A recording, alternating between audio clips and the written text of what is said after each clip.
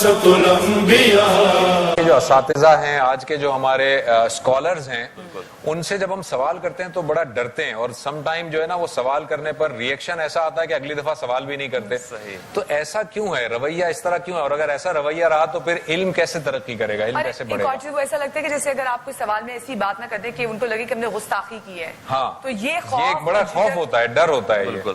میں اس بارے میں عرض کروں گا کہ یہاں پر دونوں افراد کی ذمہ داری ہے. سوال پوچھنے کا بھی ایک طریقہ ہوتا ہے اور اسی طریقے سے جواب دینے والے کی بھی کچھ ذمہ داریاں بنتی ہیں. سوال پوچھنا جو ہے وہ چاہ رہا ہے جو شخص وہ واقعاً پوچھنے کے لیے سوال کرے, سکھانے کے لیے سوال نہ کرے.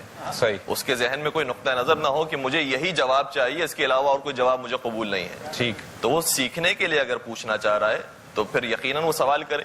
اور پھر دوسری طرف سے جو جواب دینے والا ہے وہ دو صورتوں سے خالی نہیں ہوگا. یا تو یہ کہ اس کا جواب اسے معلوم ہے یا اس کا جواب نہیں معلوم. ٹھیک. ہمارے یہاں دو صورتیں نہیں ہوتی, ایک ہی صورت ہوتی ہے. ہمارے یہاں جواب معلوم ہی ہوتا ہے, لہذا اگر اسے معلوم نہ بھی ہو تو اسے جواب کسی نہ کسی طریقے سے, بعض دفعہ نہیں معلوم ہوتا تو ڈانٹ کے بٹھا دیا جاتا ہے, خاموش رہو یا پھر وہ سننا وہی چاہتا ہے جو زور سارا ڈانٹنے پہ ہوا ہے, ڈانٹنا نہیں چاہیے. مار نہیں پیار نہیں. اور دوسری یہ کہ اگر اختلاف بھی ہو تو یہ نہیں کہ آپ نے سوال کیا اچھا آپ نہیں مانتے اس بات کو, آپ منافق ہیں. قرآن مجید نے بھی جو سورہ کافرون آیا ہے, کافروں سے خطاب ہو رہا ہے, قل یا ایھا الکافرون لا اعبد ما تعبدون ولا انتم عابدون ما اعبد ولا انا عابد ما عبدتم ولا انتم عابدون ما اعبد لکم دینکم ولی دین.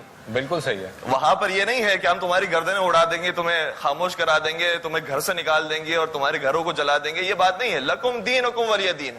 ہم نے دلائل سے بات کی ہے, ہمارے پاس یہی دلیلیں تھی, اگر تم ان دلیلوں کو نہیں مانتے ہو تو تمہارے لیے تمہارا دین ہے, تمہیں جواب دینا ہے, ہمارے لیے ہمارا دین ہے, ہمیں جواب دینا ہے. تو وہاں پر بھی یہ کوئی جھگڑے کی صورتحال نہیں ہے, خاموشی سے بٹھا دیا جائے. لیکن میں یہاں پر ایک اور نقطے کی طرف اشارہ کروں گا کہ معاشرے کے اندر اس مزاج کو قائم کرنا چاہیے کہ اگر کسی شخص کو کوئی جواب نہیں معلوم ہے تو اس کا مطلب ہی نہیں کہ وہ ہر چیز سے لابلد ہے, وہ بالکل ہی جاہل ہے.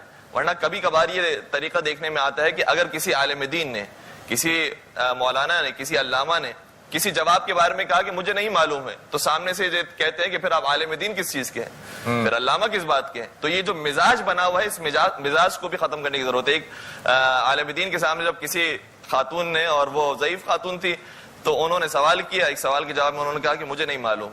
دوسرا سوال کیا, کہا کہ اس کا بھی مجھے علم نہیں ہے. تیسرا سوال کیا, کہا مجھے فی الحال جو ہے اس کا بھی جواب نہیں معلوم. تو کہا کہ آپ نے اپنے سر پہ اتنا بڑا امامہ کیوں لگایا ہوا ہے؟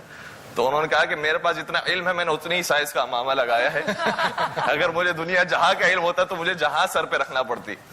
تو ہر چیز کا علم ہر ایک کے پاس نہیں ہے, اور وہی بات ہے کہ اسپیشلائز جس چیز کے ہے انسان اس سے سوال کریں. ضروری نہیں ہے کہ اگر کوئی علم دین کا ماہر ہے تو آپ اس سے طب کے بارے میں بھی سوال کر رہے ہیں اور ستاروں کے بارے میں بھی سوال کر رہے ہیں اور دوسرے علوم کے بارے میں سوال کرتے ہیں, اس سے علم فقہ حاصل کیا ہے, فقہ کے بارے میں سوال کریں.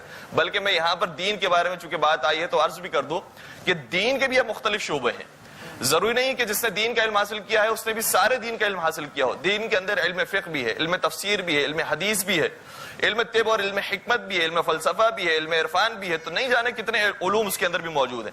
اگر اس نے ایک علم کے اندر علم حاصل کیا ہے تو وہ دوسرے علم کے بارے میں نہیں جانتا ہے, اور اگر وہ یہ اقرار کرتا ہے, اعتراف کرتا ہے, تو اس کی تعریف کرنا چاہیے. ہمارے بزرگان کا طریقہ یہ ہوتا تھا کہ جو ٹاپ لیول کے جو درس دیا کرتے تھے, شیخ مرتضی انصاری کے بارے میں ملتا ہے کہ جب وہ درس دیا کرتے تھے اور ان سے کوئی سوال پوچھنے کے لیے آتا تھا تو اگر جواب معلوم ہوتا تھا تو بہت آہستہ سے جواب دیتے تھے, لیکن جب نہیں معلوم ہوتا تھا تو بلند آواز سے کہتے تھے کہ مجھے نہیں معلوم, میں نہیں جانتا, تاکہ جو ان کے شاگرد ہیں ان کے اندر یہ مزاج قائم ہو جائے کہ جب وہ اس لیول پر پہنچے تو یہ آرام سے کہہ سکے کہ مجھے بھی نہیں معلوم. میرے استاد بھی یہی کہا کرتے تھے کہ مجھے نہیں معلوم, میں بھی یہی کہتا ہوں کہ مجھے نہیں معلوم. یہ نہیں معلوم کہنے کی جو صفت ہے یہ ہمیں اپنے اندر پیدا کرنی ہے. اللہم صل علی